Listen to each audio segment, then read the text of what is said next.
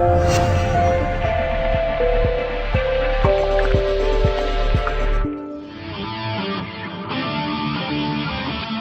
et controverse sur BFM Business. Nicolas Dose accueille les experts. Bonjour et bienvenue à l'actualité de ce lundi avec les élections départementales et cette prise de parole du Premier ministre Manuel Valls. Je ne change rien. Oui, mais en fait, qu'est-ce qu'on pourrait véritablement changer si on décidait de changer quelque chose? C'est quand même une vraie question. Deux éléments ont été mis en avant. L'un par le Premier ministre lui-même, la volonté de doper l'investissement public et l'investissement privé. Et aussi, ça c'est plutôt Jean-Marie Le Guen, qui a parlé de mesures plus favorables pour la création d'emplois dans les TPE et les PME. Comprenez tout simplement qu'il s'agirait de suivre un petit peu la voie ouverte par le MEDEF pour aller plus loin en matière d'accords de compétitivité et pas simplement pour des entreprises en difficulté financière, donc déroger d'une certaine manière aux 35 heures. En attendant, le moral des ménages est au plus haut depuis 2010, réjouissons-nous. Et puis on réagira à ce qui se passe en Europe. Alexis Tsipras est optimiste sur la suite de ses relations avec ses créanciers, notamment le mécanisme européen de stabilité. Et puis l'éternelle question, quantitative easing, tout ça c'est très bien, mais ça nous mène où véritablement? Personne n'a la réponse, mais quand même depuis quelques jours vous avez constaté que les doutes s'accumulent. Bonjour Charles Gave. Bonjour. Vous êtes économiste, président de GAFCAL Research, et Henri Pijat, bonjour. Bonjour. Directeur de la lettre Ilisos et l'Institut des Libertés. Et président, oui, de l'Institut des Libertés. Excusez-moi, Charles Gave. Vous êtes directeur de la lettre Ilisos, Henri Pijat, et co-auteur de Dépasser les illusions d'un quinquennat à l'autre, publié chez Ilisos Éditions. Laurent Vronsky, bonjour. Bonjour à tous. Directeur général d'Ervor, vice-président de Croissance Plus. Manuel Valls ne change rien, c'est une bonne nouvelle pour un chef d'entreprise comme Manuel Valls ne change rien. Parce que vous imaginez s'il changeait ce que ça pourrait signifier, enfin je pense. Oui, bien sûr, mais ceci étant, moi je fais partie de ceux qui pensent que pour que notre pays conserve sa suprématie, pour ne rien changer, il faut tout changer. Donc, doucement les basses, Laurent Vronsky, vous vous rendez compte déjà, la loi Macron, la loi Rebsamen sur le droit du travail, il y a quand même des trucs qui sont un peu incompatible avec le Bourget 2012. J'ai toujours soutenu la loi Macron parce que je pense que c'est un petit pas dans la bonne direction. D'accord. Encore une fois, je veux dire que la loi Macron, c'est gravir le Mont Blanc en tongs. C'est-à-dire qu'on a devant nous une telle montagne de réformes structurelles, j'insiste sur structurelles, oui. Donc qui n'est pas exogène à la France, mais qui est endogène, une telle montagne à gravir que la loi Macron, c'est un tout petit pas dans la bonne direction. Donc là, la grande question qui va se poser dans les deux années à venir, c'est est-ce qu'on va faire de la politique ou est-ce qu'on va faire de l'économique? Donc moi j'espère que notre Premier ministre, parce que je ne fais pas de politique, donc ce qui est bon pour le pays est bon pour le pays en valeur absolue, point. Donc si notre Premier ministre est courageux et qu'il continue dans la voie des réformes, voire qu'il les accélère, parce que la France a une croissance anémique, je veux dire que ça, même si demain ça repart gentiment, ça repartira de toute façon moins rapidement que nos voisins et que le reste de la planète, ce qui aura à mon avis un effet lilliputien sur le chômage. Donc si on veut que la France reprenne des couleurs, il va falloir plus que des vitamines, il faut un électrochoc. Ouais, les électrochocs, c'est assez difficile en ce moment à faire passer. Mais enfin, en tout cas, ne rien changer, ça signifie, a priori, ne pas faire, par exemple, entrer les Verts et les Frondeurs dans un gouvernement remanié. Vous voyez un peu ce qu'on pourrait imaginer. Si de nouveau on a une politique néo-préhistorique en termes économiques, je pense qu'effectivement, ça sera catastrophique pour le pays. Charles Gave, on ne change rien. Alors, est-ce que, selon vous, la direction prise est bonne, même si elle est lilliputienne? Et comment est-ce que vous comprenez la formule du Premier ministre? J'imagine que ça veut dire qu'il est content de ce qu'il a fait. Il a l'air pour l'instant. Il a l'air de considérer que la direction prise est la bonne et que donc on ne va pas la modifier. Sachant que on n'oublie pas que ça a été quand même sacrément modifié la direction en janvier 2014. Donc on ne peut pas non plus changer de direction tous les 18 mois. Nous, on peut. Ce qui est très surprenant, c'est que si vous regardez le résultat économique de l'Angleterre et de la France, le gouvernement britannique est arrivé à peu près 1 an avant le gouvernement français. Ils ont créé des centaines de milliers d'emplois. Ils ont une croissance très forte. Et je retrouve de façon tout à fait stupéfiante ce que j'ai connu au moment des années Thatcher et Mitterrand. C'est-à-dire que je vivais à Londres à l'époque, on voyait l'Angleterre se développer comme une fusée, la France s'enfoncer avec une régularité d'horloge, et tous ces braves gens au pouvoir me disant on ne change rien. Et donc, si j'ose dire à l'époque, monsieur Mauroy ou M. Fabius ne changeaient rien. Aujourd'hui, M. Valls ne change rien et jamais il va regarder ce qui s'est passé en Grande-Bretagne. C'est pas exactement la même politique, Charles Gave, si vous voulez. Autrefois, c'était une époque où on n'avait pas les niveaux de dette d'aujourd'hui et où on avait tendance finalement à subventionner la consommation à coup d'argent public, à embaucher des fonctionnaires et à faire de la dépense publique à tout va. Il faut bien quand même reconnaître que depuis 1 an et demi, cette direction-là a été modifiée, elle a changé. On n'est plus exactement dans ces modèles d'économie keynésienne ultra subventionnés. Toute la croissance économique du fameux PIB qui ne veut rien dire, rien ne s'est passé dans ce qu'on pourrait appeler le secteur privé. Toute la croissance, si vous prenez la croissance du PIB privé, eh bien, on est en baisse depuis 1 an et demi.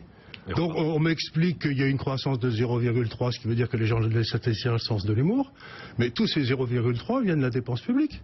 Qu'on ne me raconte pas qu'il y a un recul du public aujourd'hui en France. Ça n'est pas vrai. Je corrige ce que je disais. Alors j'ai envie de dire que dans la direction prise et l'état d'esprit, on n'est plus sur cette logique 100% subvention par l'argent public. Mais c'est vrai que quand on regarde le bilan 2014 par rapport au bilan 2013, la dépense publique a atteint un niveau record à 57,2 points du PIB. Il n'y a pas de problème. Si j'ose dire, la dérivée seconde de l'accroissement de l'État est en ralentissement. La dérivée seconde de l'accroissement de l'État. C'est-à-dire que l'État croît, mais toujours, mais de moins en moins vite. C'est pas vraiment ce qu'on recherche. Henri Pijat, je ne change rien. Alors effectivement, vous avez eu la posture purement politique qui a été de dire à droite, dis donc il ne change rien alors qu'il s'est complètement impliqué à titre individuel dans cette campagne. Le Premier ministre devrait en tirer les conséquences. Vous imaginez tout ce qu'on peut après tirer comme bobine de fil.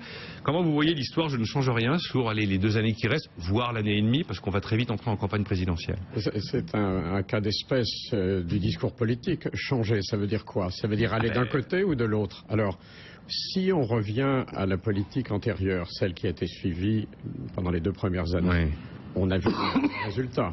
Donc, j'aurais tendance à dire que si cette politique avait continué 1 an de plus, ça n'est pas 30 départements qu'il resterait au PS, mais peut-être 1 ou 2, ou peut-être aucun. Bon, pour rester sur l'actualité immédiate. Donc, changer pour revenir à la politique antérieure, c'est-à-dire dirigiste, absurde, en fait. On connaît déjà le résultat. Pourtant, c'est ce que demande toute cette partie de la gauche du PS qui voudrait qu'il y ait un changement parce qu'ils ont le sentiment que la politique d'aujourd'hui leur fait perdre les urnes, perdre les élections, peu importe la situation économique. Pour une raison simple, Nicolas, c'est que ce sont des gens parfaitement respectables par ailleurs qui considèrent que l'économie est une croyance, c'est-à-dire qu'ils croient que l'économie c'est une idéologie, c'est quelque chose que l'on décide et que la réalité doit se plier à la croyance. Bon, il se trouve que ça ne marche pas, c'est dommage, mais c'est comme ça. Alors, il y a l'autre changement possible, parce qu'on peut dire M. Valls n'a pas été, et M. Macron et d'autres n'ont pas été assez loin, il faut aller plus loin dans le sens, je dirais, employant un gros mot, néolibéral. Pardonnez-moi d'être aussi grossier le matin à 9h15. Alors, si on va dans ce sens-là, là, ça n'est pas possible, parce que nous sommes en démocratie, il y a un Parlement, une majorité, et les frondeurs que vous évoquiez ne le permettent pas. Donc, la marge de manœuvre de M. Valls est tout à fait, et de M. Hollande du même coup, est particulièrement étroite. Donc, ils peuvent jouer un peu sur les mots, sans doute toucher des petites choses, comme le disait notre ami Vronsky, c'est-à-dire aller un peu plus pour les PME, peut-être toucher un peu le contrat de travail dans certains cas extrêmes. C'est peut-être pas aussi épiphénoménal que vous le dites quand même, Henri Pijat. On va voir ce qui va se passer. Mais qu'il n'y ait pas de malentendu. Moi, je soutiens tout à fait le projet Macron pour des raisons exactement identiques à celles qui ont été dites précédemment. C'est peu de choses, mais c'est méritoire dans la situation actuelle et c'est sans doute, je dirais pas le maximum, mais c'est ce qu'il est possible de faire dans cette situation invraisemblable. Parce qu'après tout, ces gens, cette majorité n'a pas pris le pouvoir par la force. Les Français ont donné le pouvoir à cette majorité de façon contradictoire parce qu'ils voulaient éviter des réformes. Je crois qu'il faut dire cela. Alors la réalité, au bout de 3 ans, c'est que, mais je ne suis pas certain qu'une majorité de Français en soit totalement convaincue, y compris à droite, c'est qu'il faut faire des réformes non pas superficielles, non pas qui touchent à l'épiphénomène, mais qui soient fondamentales, structurelles. Nous en sommes là. Donc la marge de manœuvre pour changer, elle est voisine de 0, enfin disons epsilon. À votre avis, Charles Gave, qu'est-ce qui peut se passer d'ici 2 ans dans notre pays? Parce que là, on est en train quand même de nous parler de trucs qui sont assez structurels. Par exemple, si on décidait d'une fiscalité particulière sur les profits réinvestis, l'amortissement accéléré, baissons la fiscalité sur les profits réinvestis pour relancer l'investissement. C'est quand même pas peanuts. Si on décidait que ces fameux accords de compétitivité, de maintien dans l'emploi, sont rendus beaucoup plus accessibles pour beaucoup plus d'entreprises, avec beaucoup plus de souplesse pour les appliquer. Si on décidait effectivement de lisser les effets des feuilles sociaux. Et le Sénat discute actuellement de ça, c'est-à-dire ne plus avoir les mêmes obligations pour installer un délégué du personnel et avoir 3 années pendant lesquelles on n'est pas obligé d'appliquer les obligations des seuils sociaux. Est-ce que là, on n'est pas sur des choses qui commencent à ressembler à quelque chose, Charles Gave? Écoutez, tout ça est tout à fait passionnant. La réalité est en général c'est simple. Si les entreprises gagnent de l'argent, elles investissent. Si les entreprises n'en gagnent pas, elles n'investissent pas. Vous pouvez vous amuser à monter toutes les usines à gaz que vous voulez pour subventionner, etc. Je vous signale qu'à peu près les aides aux entreprises en France aujourd'hui représentent à peu près, d'après un dossier que j'ai vu, 120 milliards d'euros. C'est ça. On est à peu près sur 120 ça ne sert à rien. Donc vous allez rajouter 10 milliards d'euros de trucs à des choses qui ne servent à rien et qu'on continuera à utiliser, etc. C'est la fatalité ce que vous me décrivez, Charles Gave. Ça ne sert à rien. Une entreprise qui n'investit pas, n'investit pas. Il y a quand même eu des choix politiques, notamment sur le crédit d'impôt recherche, qui ont fait de la France le paradis fiscal de la recherche. Et ça coûte 6 milliards, mais ça fonctionne. J'attends toujours les brevets, j'attends toujours les Google français, j'attends toujours les... Je vois, comme disait De Gaulle, je vois où sont les chercheurs, je ne vois pas où sont les trouveurs. C'est dans le CNRS, quand il visitait le CNRS. Tout ça, ça me fait l'effet, vous savez, c'est ce que disait son Premier ministre à la reine Victoria. Benjamin Disraeli. Benjamin Disraeli, il lui dit la reine Victoria avait envie de faire des changements. Et son Premier ministre avait dit, Votre Majesté, changez. Vous ne trouvez pas que les choses vont déjà assez mal comme ça? Elle est terrible, celle. Je vais la noter, parce que Laurent Wronski, quand même, amortissement accéléré, accord de compétitivité plus accessible, les seuils sociaux enfin remis à jour. D'accord, vous allez me dire que c'est pas le Pérou, c'est pas un niveau d'impôt sur les sociétés à 25%, c'est pas une baisse de la dépense publique de 10 points. On est d'accord, mais là quand même il y a des trucs. C'est pour ça que je pense que pour l'instant, on est en train de faire des petits pas. Et moi, ce qui me donne espoir, c'est qu'on est quand même un drôle de pays. Alors moi, je vais employer une image, je m'excuse auprès de nos auditeurs qui sont en province, mais très parisienne. Vous avez 2 modèles économiques. Vous avez le modèle économique de la place de l'Étoile. C'est-à-dire qu'en clair, vous n'avez pas d'agent de police, vous n'avez pas de panneau indicateur, vous n'avez pas de feu rouge, ça va dans tous les sens, mais ça marche, tout le monde trouve son chemin, ça accélère et personne ne se rentre dedans. Après, vous avez la porte de la Chapelle, qui est l'accès pour l'autoroute A1, vous avez 23 feux rouges, vous avez 2 tramways, tous les planificateurs urbains se sont penchés sur le berceau et là vous avez réussi à créer un magnifique embouteillage perpétuel, 7 jours sur 7, jour et nuit.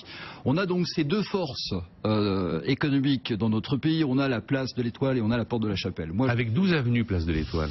Voilà, donc moi je fais partie de l'économie de la place de l'Étoile, donc je pense que ça peut réagir très vite, on a des gens qui sont absolument formidables, je reviens Croissance Plus a organisé son Spring Campus ces 3 derniers jours. L'université de printemps de Croissance Plus. Voilà, où il y avait les 350 entrepreneurs de croissance les plus disrupteurs de France. Eh bien, quand on va là, on est en France avec des entrepreneurs français. Place de l'Étoile. On est place de l'Étoile. Bon, après, quand on est aux assises de trucs machin, ou quand on est au Grand Raout, où on réfléchit sur comment sauver l'industrie, etc., là, on est porte de la Chapelle.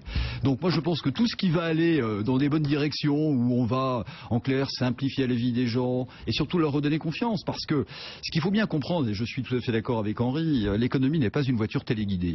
Donc la confiance, c'est un petit peu comme l'âme. Une fois qu'elle est partie du corps, elle ne revient jamais. Donc il faut soit se réincarner, et c'est précisément le problème auquel nous faisons face, il faut une réincarnation politique avec un changement de modèle. Soit on va continuer à faire ce que dit M. Gave, c'est-à-dire des petites mesurettes et des usines à gaz. Mais ceci étant, ce qui est fait dans la douleur en ce moment est positif, même si c'est plutôt de l'aspirine et pas du traitement. Charles Gave, donnez-moi une raison quand même d'espérer, parce que je trouve que votre discours est très très sombre et très démoralisant. Mais pas du tout, nous sommes dans une période... Est-ce qu'il nous faut un choc absolument terrible, une rupture avec l'Allemagne, une victoire du Front National en 2017, un incident de crédit pour qu'il se passe quelque chose, ou est-ce qu'il y a un moment où l'intelligence peut l'emporter? Comme l'a dit mon voisin très bien, nous sommes dans une période de destruction créatrice comme il y en a rarement eu dans l'histoire. Jamais dans l'histoire nous n'avons eu autant d'inventions, autant de créations, autant d'ouvertures possibles. L'inconvénient quand vous avez une création aussi forte, c'est que vous avez aussi une destruction très forte. Vous avez toute une série de secteurs qui sont mis à mort. Prenez par exemple Le Telex a été foutu en l'air par l'Internet, et puis l'Internet va foutre en l'air la Poste, et puis la Poste, d'ici quelques temps, on n'aura plus besoin de banque. Comme disait ce brave Bill Gates, il disait « Tout le monde a besoin d'une industrie bancaire, personne n'a besoin de banque ». C'est une notion extrêmement forte, ça veut dire que vous allez avoir toute une série de secteurs entiers qui vont être laminés par tout ça. Nous sommes un peuple extraordinairement créatif, avec des gens extraordinairement de qualité, et nous sommes littéralement colonisés par un État. Et ce qu'il faut, c'est décoloniser la France. Nous avons un État qui nous a colonisés, qui exploite pour son bénéfice personnel les richesses françaises, sans aucune vergogne. Vous avez qu'à voir les retraites que ces gens-là se payent. 4, 5, 6 retraites. Nous avons un État qui nous colonise. La France est le dernier pays qui doit être libéré de l'État français. Il faut décoloniser la France. Décoloniser la France. Vous en avez oublié des secteurs où les nouvelles technologies vont provoquer des révolutions. Regardez le débat sur les avions sans pilote, les voitures sans chauffeur, les taxis. Bien sûr, tout ça c'est prodigieux. Les taxis, regardez ce qui arrive à Uber. Oui, à côté de ça, c'est un autre débat. On l'aura d'ailleurs mercredi avec Patrick Artus. Ça va tellement vite dans tellement de secteurs que certains s'inquiètent sur le fait de mettre des quantités de gens sur le carreau très vite, trop vite. Quand vous aviez la photocopieuse qui arrivait et qui mettait finalement le métier de dactylo un peu en rencard, c'était un secteur, une activité bien encadrée. Quand tout d'un coup vous avez un essor technologique absolument colossal qui va toucher des secteurs innombrables, il faut savoir encaisser le choc. Et là, la destruction créatrice, elle prend combien de temps? Je n'ai pas dit que c'était facile, mais si on freine la destruction, à ce moment-là, vous arrêtez la création, mais vous n'arrêtez pas la destruction. Ce que je veux dire par là, c'est que s'imaginer qu'on peut freiner ce genre de mouvement est une erreur considérable. Vous vous retrouvez avec une absence de création, et c'est là où nous sommes en France. Aujourd'hui, je vis, si vous voulez, par exemple, à Hong Kong. À Hong Kong, il y a 15 ans, il y avait 4000 Français. Aujourd'hui, il y en a 20 000. 20 000 Français qui sont tous des chefs d'entreprise. Que ne sont-ils en France? Pourquoi dois-je avoir 80 000 Français à New York, 300 000 Français à Londres? C'est prodigieux. Pourquoi se barrent-ils? C'est l'air de la mer, sans doute. Oui, c'est sûrement ça. Ça doit être ça. Nicolas dit « Je suis complètement fan de l'image de la place de l'Étoile et de la porte de la Chapelle. » Je confirme, moi aussi. Elle est brillante.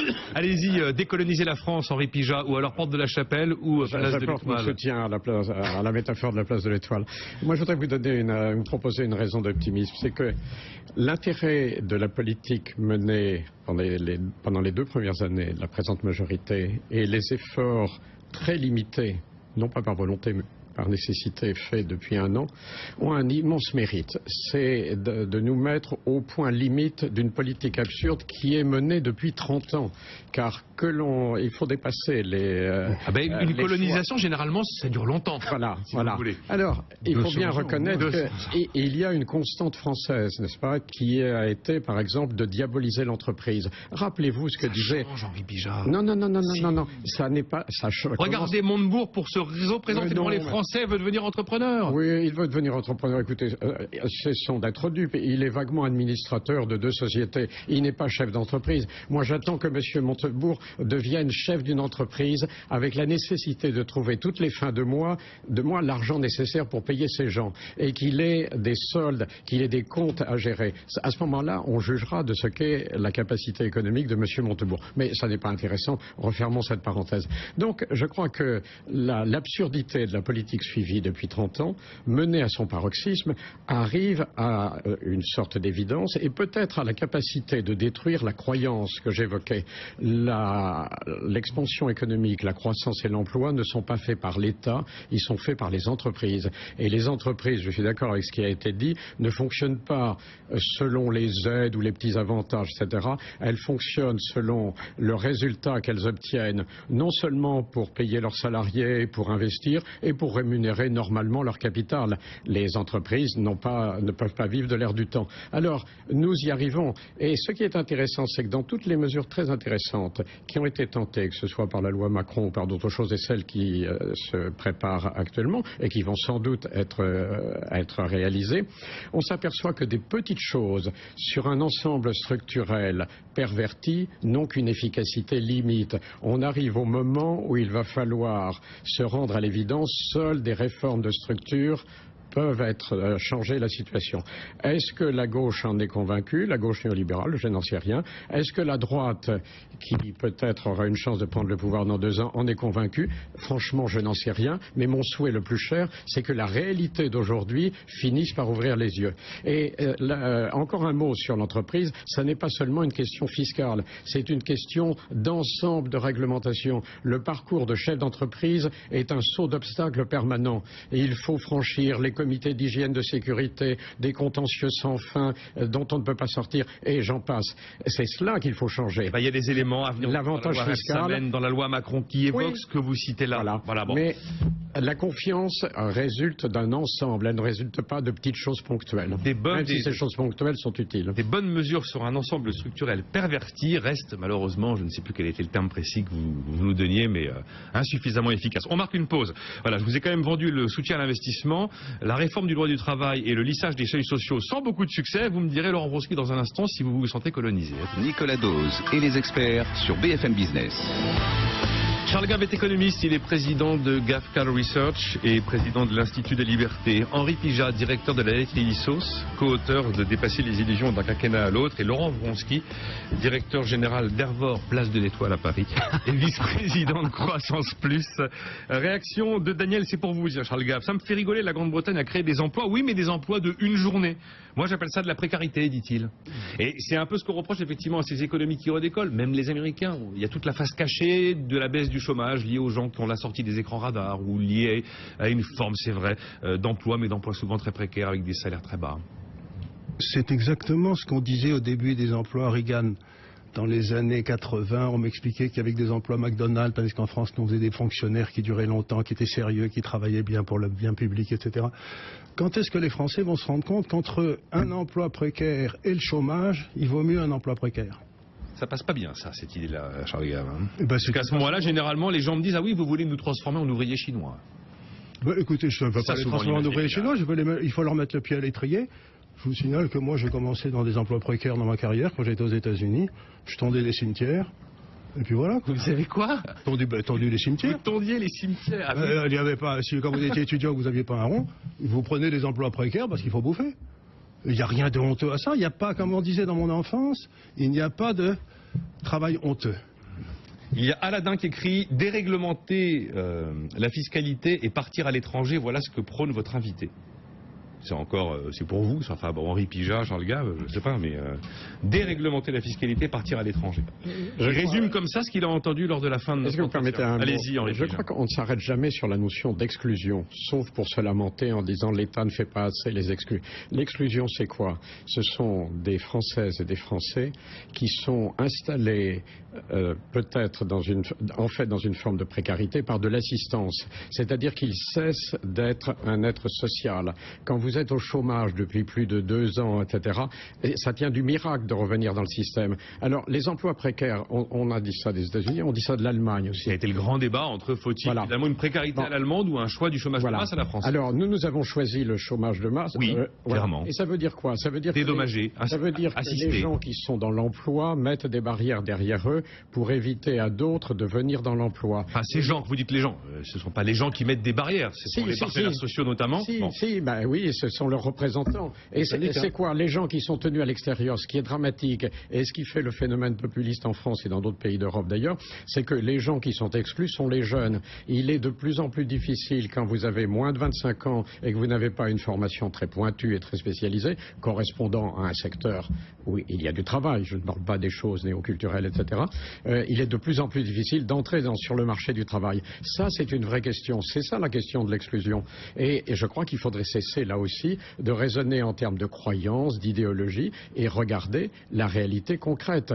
Je ne dis pas du tout qu'il vaut mieux avoir un petit boulot à tiers de temps ou à mi-temps, mais qu'un temps complet. Mais la comparaison ne se fait pas entre ces deux termes. Elle se fait entre ce qu'on appelle mal des petits boulots qui donnent des possibilités de promotion très souvent et le système d'assistanat qui ne conduit à rien, car un autre rattache français, c'est la formation des chômeurs. Sur le papier, nous dépensons des millions et des millions d'euros pour rien. Allez-y, Charles Gave. Regardez simplement, en Allemagne, où soi-disant il y a beaucoup d'emplois précaires, la popularité de Madame Merkel. et du gouvernement en place. Les gens n'ont pas l'air de se plaindre de leurs emplois précaires. En France, on se retrouve sans arrêt avec, dès qu'un quelqu'un arrive au pouvoir, la fois d'après il est battu, on ramène celui qui était battu la fois d'avant, il se fera battre encore la fois d'après, parce qu'il n'attaque jamais cette espèce de croyance que il faut éviter les emplois précaires. Oui, que si j'encadre les prix, je les fais baisser, que effectivement, si j'interdis les licenciements, je fabrique de l'emploi, ce qui n'est pas vrai. Oui, et que si je subventionne la demande, je vais faire de l'offre. Ça fait partie des croyances et des idées reçues. D'ailleurs, justement, on vire toujours le précédent. Enfin, est-ce que la montée du Front National vous inquiète, Charles Gave, et la montée des populismes? Parce que ça inquiète à Bruxelles de voir que globalement, le nord de l'Europe est tenté par l'extrême droite et le sud de l'Europe est tenté par l'extrême gauche. Et que dans les deux cas, on a globalement affaire à des formations qui sont eurosceptiques, protectionnistes et qui sont assez peu eurocompatibles. Ben, écoutez, si vous regardez, Chantal Delsol vient d'écrire un bouquin absolument remarquable sur ce qu'est le populisme. Chantal Delsol, vous savez, c'est une philosophe française de qualité. Elle vient écrire un bouquin sur le populisme. Elle explique à quel point, dans le fond, c'est une réaction normale, le populisme, et que les élites, soi-disant internationales, ressentent ça comme une agression extraordinaire vis-à-vis de leurs croyances à eux. C'est clair. C'est exactement ce qui se produit. Moi qui suis un être tellement généreux, qui suis pour la liberté de tout le monde en Afrique, etc., regardez, je tombe sur des imbéciles qui ne comprennent pas ce que c'est que l'international, qui sont racistes, qui sont... Et donc ce que vous avez aujourd'hui, c'est que vous avez une montée du populisme, parce que, qu'on le veuille ou non, la gauche a abandonné le peuple. La gauche n'aime plus le peuple. C'est tout à fait évident. Autrefois, il y avait une certaine période, la partie de la gauche qui aimait le peuple. Aujourd'hui, moi quand j'étais enfant, si vous voulez, vous aviez des socialistes.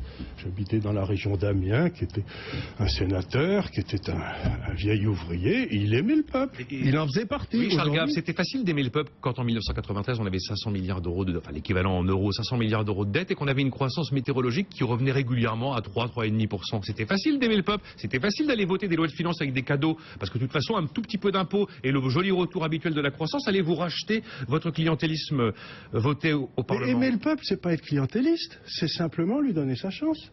Aujourd'hui, vous donnez votre chance aux fonctionnaires et vous tuez le peuple. Vous tuez le peuple travailleur et vous subventionnez les classes dirigeantes qui sont toutes fonctionnaires. Donc ça n'a strictement rien à voir avec une politique. Cette politique qui est faite en France est faite contre le peuple.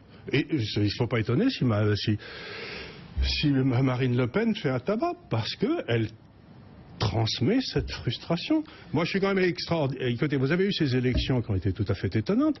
Monsieur Valls m'a expliqué pendant 15 jours ou 3 semaines, je ne sais pas combien de temps a duré la campagne, qu'il ne fallait pas voter pour Madame Le Pen, que c'était très très mal. Il ne m'a jamais expliqué pourquoi il fallait voter pour lui. Il m'a expliqué pendant 3 semaines qu'il ne fallait pas voter pour Madame Le Pen. Bon, mais ça j'ai bien compris. Mais pourquoi je devais voter pour lui? Je ne sais toujours pas. Oui, alors à part que cet abandon du peuple dont vous parlez, il est à mettre au crédit ou au passif de l'ensemble des formations politiques qui ont gouverné ce pays depuis que je suis né. Absolument. Donc voilà, ça veut dire dans ces cas-là qu'une politique favorable au peuple n'est pas forcément une politique de gauche.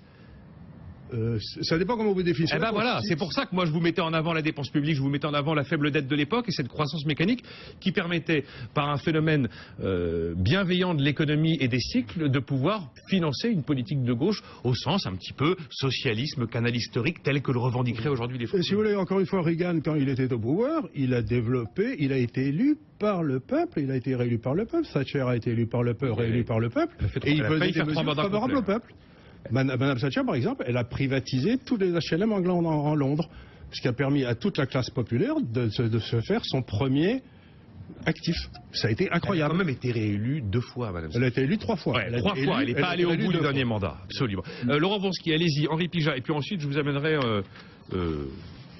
sur la suite. Allons-y. Moi, je pense que ça veut surtout dire que quand le niveau de la mer monte, toutes les barques se soulèvent. C'est-à-dire que ça nous ramène vers un besoin impérieux de rétablir une situation économique qui soit positive pour tout le monde. Parce que quand le soleil brille pour tout le monde. Et naturellement, je veux dire que ça va, si vous voulez, dégonfler les populismes, les extrémismes. Je veux dire qu'aujourd'hui, vous parliez tout à l'heure de colonisation avant la pause. Donc vous m'aviez demandé... Oui, si vous vous sentiez colonisé. Alors, écoutez, je vais laisser les auditeurs arriver eux-mêmes à la conclusion. La France, c'est le record du monde des normes. On en a juste 400 000. J'ai fait un petit comparatif. Alors, ça vaut ce que ça vaut, mais j'ai fait un comparatif. On va se faire de French bashing. Hein, non, mais je pense que si vous voulez, ça, il faut pas le French. Non, il faut. L'État bashing. Ah, ça c'est pas mal de le voir. Mais je pense qu'il faut se remettre en cause. Je veux dire qu'aujourd'hui, toutes les sociétés qui prospèrent sont des sociétés qui ont repensé leur modèle. Donc, si je nous compare à l'Allemagne, puisque c'est vraiment le bon élève de la classe européenne, donc je ne compare pas à l'Afrique du Nord ou à l'Albanie. En France, on a 90 fonctionnaires pour 1000 habitants. En Allemagne, on a 50 fonctionnaires pour 1000 habitants.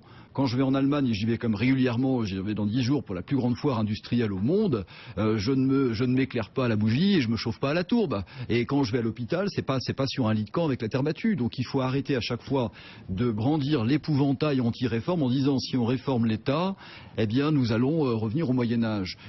Donc ce que je pense, et je vais dans le sens de Monsieur Gave, c'est qu'on a inventé la notion de service public. C'est un mot qui n'existe qu'en France. Bon, simplement. Vous êtes sûr que ça n'existe qu'en France ? Quand on traduit le nom de service public, je veux dire, c'est vraiment une appellation purement française. En tout cas, la France, a un sens très particulier.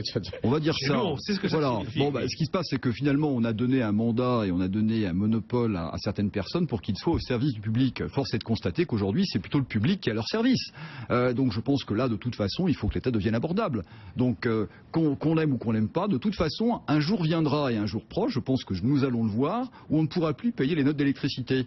Donc, il vaut mieux, je dirais, essayer de réformer maintenant alors qu'on en a encore un peu le temps, un peu de latitude, qu'en pleine douleur.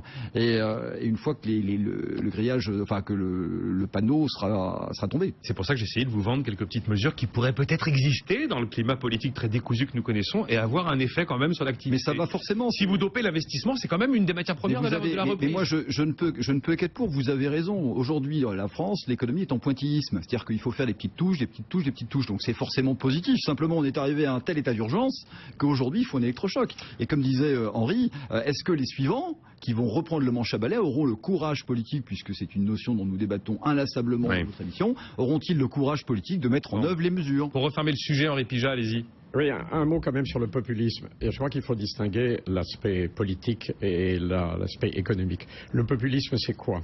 C'est une fièvre de la société. La société marche mal, il y a une réaction de rejet contre l'ensemble du système, contre une large partie de la classe politique. Ça n'est pas la première fois. Il y a toujours une dose latente de rejet. Pendant un temps, c'était exprimé par une partie du Parti communiste. Aujourd'hui, c'est Madame Le Pen ou ses amis. C'est préoccupant quand on arrive au-dessus. Le phénomène est préoccupant quand il arrive au-dessus d'un certain seuil, mais je dirais, moi j'assimile le populisme à une maladie sociale et qui dépasse l'aspect économique des choses. Bon. Ah mais je pense qu'on dépasse l'aspect économique des choses. Voilà. Oui, alors, c'est là où l'autre aspect est important et je crois qu'il ne faut pas mélanger les choses. Moi je suis inquiet quand je vois apparaître ces derniers jours les notions de tripartisme en disant « Ah mais il y avait droite-gauche, maintenant il va falloir raisonner avec un troisième pôle, etc. » Hier c'était bipartisme dans la bouche de Mme Le Pen. Alors, il y avait son fameux UMPS d'un côté et le Front National. Je suis désolé, le tripartisme, ça n'existe pas parce que quand vous prenez le programme économique du Front National, qui n'est pas du tout ce sur quoi ces électeurs ont réagi, ils ont réagi contre, ils ont rejeté. Mais le programme économique du Front National, c'est quelque chose de délirant. Sortir de l'euro, fermer des frontières, distribuer des aides sociales supplémentaires. Bref, c'est un mélange, c'est au-delà de M. Mélenchon, si tant est qu'il y ait quelques cohérence dans le programme de M. Mélenchon ou dans les programmes gauchistes. Donc c'est quelque chose qui est innommable et invraisemblable, qui n'a jamais fonctionné dans aucun pays, sauf à conduire à des dictatures. Nous n'en sommes pas là, Dieu merci. Et je dirais que dans les élections d'hier, un des aspects qu'il ne faut pas prendre trop directement en compte parce que ce n'était pas une élection nationale, c'est quand même que les électeurs français ont exprimé leur rejet, ont exprimé leur mécontentement. Ils n'ont pas été jusqu'à donner un seul département à ce mouvement. Alors, on en est là. C'est-à-dire que jusqu'à présent, il y a eu d'autres fièvres de ce genre. Je rappelle qu'en 1956, il y a eu un mouvement poujadiste que tout le monde a oublié, qui avait conduit avec un autre système électoral, mais qui avait conduit, je ne sais plus combien, à 50 députés. ça n'était pas négligeable à l'Assemblée nationale. Ça aboutit 3 ans plus tard à ce que l'on sait. Au Front national, oui, en 1972, qui a d'ailleurs eu beaucoup de députés à une certaine époque à l'Assemblée nationale. Mais mon propos, c'est simplement de dire, ne confondons pas le populisme en tant que fièvre sociale, maladie, et dont il faut prendre compte, parce que c'est un électorat de gens exaspérés, désespérés, et qui n'ont rien de méprisable et qui ont raison de rejeter le système. Et d'un autre côté, imaginez que ce qu'on appelle le populisme, tout ça étant très vague, est une solution aux problèmes français. Ça n'est pas vrai. Madame Le Pen, je suis désolé, avec tout le respect que je dois à tous les hommes politiques et femmes politiques, n'apporte aucune proposition concrète pour gérer l'économie, c'est-à-dire essentiellement pour adapter la France au monde. Car quel est le problème aujourd'hui? Quel est le problème français? C'est que nous avons atteint un système socio-économique dont nous sommes tellement contents que nous ne voulons plus en bouger et que nous vous refusons de voir que le monde a évolué. Les 4/5 du problème français, c'est un refus d'adaptation à la réalité internationale. Et bien, tant que nous n'aurons pas cédé sur ce refus, nous aurons la pénalisation que nous vivons. Alors Charles Gave, réagissez encore là-dessus. Après, je voudrais qu'on dise un mot de la Grèce et de l'état des marchés financiers. Réagir là-dessus, c'est assez simple. C'est que on dit sans arrêt la France est non réformable. Mais à partir du moment où, comme l'a dit fort justement mon voisin, vous avez beaucoup plus de fonctionnaires en France qu'en Allemagne, et où les fonctionnaires dominent complètement la classe politique, puisqu'il y a une interpénétration totale entre la classe politique et la classe administrative, ce qui n'existe dans aucun autre pays au monde. Ce qui bloque le système, ça n'est pas les entreprises françaises, c'est le corps étatique français qui s'est arrogé des droits absolument extraordinaires et il n'entend pas les perdre. Encore une fois, si vous voulez, c'est que vous avez une espèce de corps à l'intérieur de la France qui s'appelle l'État, et cet État, les serviteurs de cet État, s'en mettent plein les fouilles sans prendre aucun risque. Et donc, c'est eux qui bloquent toutes les réformes. Ça n'est pas la France. C'est l'État français qui bloque toutes les réformes. Ne nous trompons pas, n'accusons pas la France d'être incapable de réforme. C'est l'État français qui est incapable de réforme et personne d'autre. Réaction de Cécilia qui dit à propos effectivement de la précarité en matière d'emploi, bon, ça pourrait être admissible, mais elle soulève que quand on a un emploi précaire, on n'a plus accès au crédit bancaire, notamment souvent, les portes des banques se ferment, ça devient difficile pour louer un logement, alors des contrats courts peut-être, mais alors avec un système de garantie qui permet d'emprunter. Pas complètement faux, hein. Aujourd'hui, si vous vous retrouvez en emploi précaire dans un mois, et que vous allez voir, votre banquier, il va vous... Ça, pour le coup, Nicolas, pardon d'interrompre, ça serait tout à fait réformable. Il vaudrait mieux intervenir sur ces aspects-là que de rajouter je ne sais pas quoi au RSA ou une allocation supplémentaire. L'idée de fusionner la prime pour l'emploi et le RSA d'activité, il y a quand même... C'est pas complètement non structurel, hein. Non, mais je voudrais être sûr que ça ne va pas renforcer la masse d'exclus. On va voir. C'est vrai que quand on voit la difficulté qu'ont eu les deux précédents dispositifs à fonctionner, on est en droit de s'inquiéter sur le nouveau qui serait 203, une fusion des deux précédents. Charles Gave, Alexis Tsipras est optimiste. Il y avait ce week-end le dernier round de négociations entre Bruxelles, la BCE, le FMI et également les experts du mécanisme européen de stabilité pour savoir si au regard des engagements politiques pris par Syriza en Grèce, l'Europe se met en position de lui verser les 7,2 milliards d'euros qui restent du plan d'aide. Et M. Tsipras a dit que désormais il espérait une fin heureuse. Je ne sais pas quel est votre avis, je ne vous ai pas entendu sur ce sujet depuis longtemps. J'ai de plus en plus de mal à croire qu'on peut imaginer une fin heureuse à ce qui se passe autour de la Grèce dans la zone euro. C'est une plaisanterie. Non, je crois en une fin heureuse, dit M. Tsipras. M. Tsipras... Je comprends pas très bien quelle est sa stratégie, parce qu'il est arrivé avec une stratégie de rupture, et puis à peine il a été élu, il s'est couché. Alors, il voulait être élu comme les autres. Il s'est couché comme les autres. Donc c'était pas la peine de faire du bruit si c'est pour se coucher, si vous voulez. Oui, mais bon, là, vous vous rendez bien compte qu'on est arrivé encore à un moment où le spectre d'une sortie de la Grèce de la zone euro a ressurgi, les inquiétudes autour de l'euro ont ressurgi, même si tout ça a été très largement apaisé par la BCE. Comment vous voyez l'issue de cette histoire ? Je ne vois pas. Si vous pouvez faire un petit tableau Excel pour un pays comme l'Italie, voire la France, la Grèce. Je ne vois pas comment aucun de ces pays peut rembourser sa dette à l'échéance. Mais c'est complètement impossible mathématiquement, puisque tous ces pays-là ont des taux d'intérêt très bas, mais supérieurs à leur taux de croissance. On est d'accord. Prenez l'Italie. L'Italie, le secteur privé baisse de 1% par an.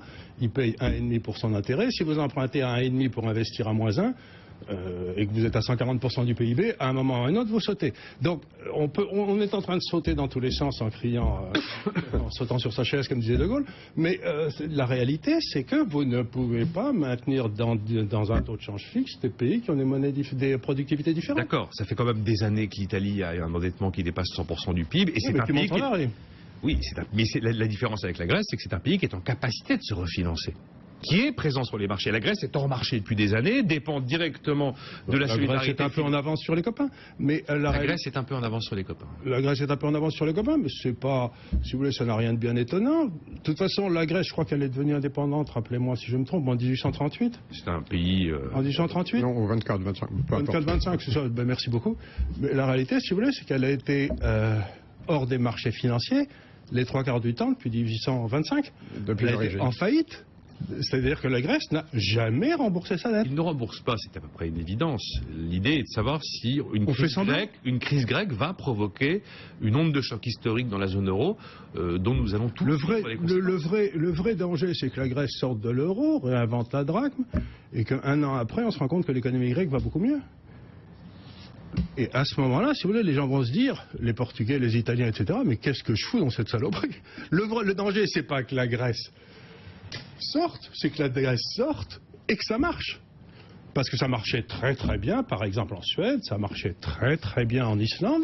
Quand on a eu la crise islandaise, l'Islande a dit à tout le monde, allez vous faire cuire un âge, je vous signale que maintenant ils ne veulent plus faire partie de l'Europe. Et l'Islande se porte très très bien aujourd'hui.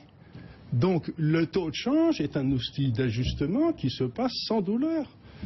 Et là, ce qu'on a fait, c'est qu'on a mis un carcan forcé à des tas de gens. Ça ne marche pas. Ça me fait penser... Laurent Wronski, un dernier mot après sur les marchés, parce que justement vous me parlez du taux de change et aujourd'hui on observe que l'euro est en train de reculer, et notamment en taux de change effectif. Allez-y Laurent. Oui, je souscris à ces propos. Je pense que le risque le plus important pour l'Europe, c'est un risque politique avant tout. Oui, clairement. Et effectivement, c'est que c'est un petit peu le fil qui traîne avec le bouton qui va se découdre. Donc c'est pour ça que je pense que l'Europe ne lâchera jamais la Grèce à cause de ce risque politique, parce que ça peut mettre un précédent. Maintenant, est-ce que je crois au scénario d'une réaction atomique non maîtrisée au niveau économique avec comme détonateur la Grèce? Absolument pas. Par contre, je pense qu'aujourd'hui on est arrivé à l'heure de vérité, et si on est une union et si on a un règlement de copropriété, eh bien, il faut que tout le monde respecte le règlement de copropriété, que ce soit les petits comme la Grèce ou les gros comme la France. Et là, ce qu'on vit maintenant depuis 2 ans, eh bien, peuvent éventuellement susciter des vocations de départ et se dire qu'on serait peut-être mieux de façon indépendante. Donc je pense que le risque politique est énorme, je pense que le risque économique est limité. La nouveauté, c'est qu'aujourd'hui, dans cette copropriété, vous avez EDF, GDF qui allument ou qui coupent l'eau et l'électricité. Enfin, l'eau, c'est pas GDF. Mais voilà, toutes les semaines, on décide si on laisse l'eau et l'électricité allumées. Là, si on veut pas surveiller ce risque, il faut habiter en pavillon. Je crois qu'il faut admettre, pardonnez-moi parce que j'ai déjà tenu ce propos à ce même micro, je crois qu'il faut admettre que l'adhésion de la Grèce à l'euro a été une erreur. Ça, je suis d'accord, mais c'est fait maintenant, on y est. Néanmoins, Nicolas, ce n'est pas une question morale. Les Grecs sont très sympathiques, parfaitement respectables. Leur structure, leur habitude, leur culture et leur économie font qu'ils ne peuvent pas vivre comme membre normal de l'euro. Alors inventons une catégorie de membres associés. Moi, je ne crois pas. Je crois que le risque économique diminue chaque jour. Et là, on a gagné un nouveau répit. Ça sera pour quelques mois, une année ou deux, je ne sais pas. Le risque politique me paraît surestimé. Je crois que tôt ou tard, il faudra inventer pour la Grèce et peut-être pour d'autres pays de la zone euro. J'espère pas la France, mais encore faudrait-il que nous nous réformions. Il faudra inventer un système un peu différent. Il faudra bien une zone euro à deux vitesses. Quand l'euro, constatons les choses, j'ai tristesse à le dire, n'a pas favorisé la convergence économique, il a accru la divergence économique, notamment entre la France et l'Allemagne. Donc là aussi, soyons lucides, tirons-en des conclusions. Et s'il n'y a pas d'autre conclusion pour la Grèce que de lui inventer un statut spécial qui permettra de l'aider à se développer, etc., eh bien, il faudra faire cela. On a 30 secondes. On a 30 secondes pour terminer, donc c'est vraiment fini. À votre avis, le quantitative easing de M. Mario Draghi, c'est génial ou c'est mortel? Ben écoutez, c'est pas la première fois dans l'histoire qu'on essaye de confondre quantité d'argent et quantité de richesse. Il n'y a aucun rapport entre les deux. C'est un économiste irlandais qui s'appelait Cantillon qui, pour la première fois, a repéré qu'il y avait une différence entre la quantité d'argent dans le système et la quantité de richesse dans le système. S'imaginer qu'en créant plus d'argent, on va créer plus de richesse est d'une des imbécilités les plus foudroyantes qui s'est jamais produite dans l'histoire. Ça ne marche jamais. Madame Yellem, Monsieur Draghi ne sont pas des imbéciles. Je pense qu'ils ont une petite idée de ce que vous dites. Les gars qui ont fait la ligne Maginot n'étaient pas des imbéciles, c'était tous les plus grands ingénieurs français. Hein. Merci Charles Gave d'avoir été avec nous aujourd'hui, Henri Pijat et Laurent Wronski. Donc rendez-vous tous place de l'Étoile. On se retrouve nous sinon demain dès 9h à suivre Intégral Placement avec Cédric Decure et Guillaume Sommerer.